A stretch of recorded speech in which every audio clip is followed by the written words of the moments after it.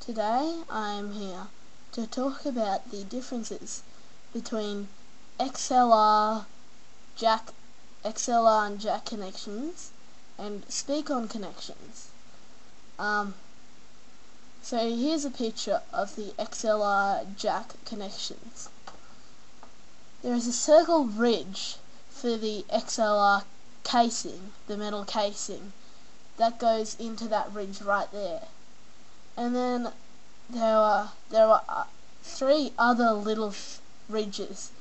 That's where the XLR pins go.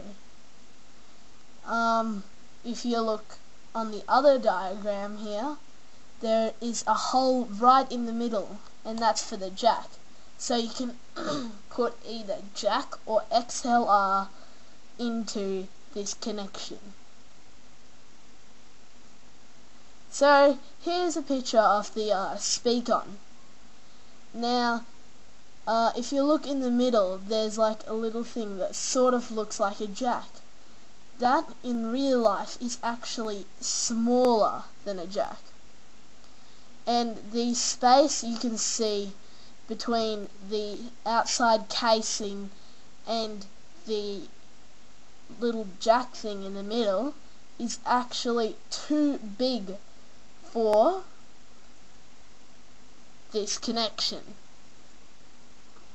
Also, the casing around the edge, the plastic casing on the outside, it doesn't say there, but it actually is bigger than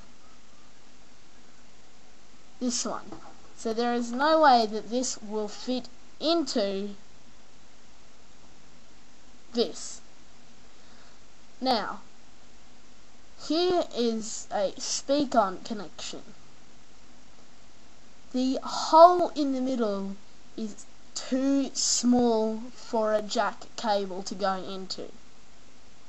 Also notice there are no ridges there, so you cannot put an XLR connection in there. And there are only two ridges. These ridges will only fit a Speon cable if you look closely at this one.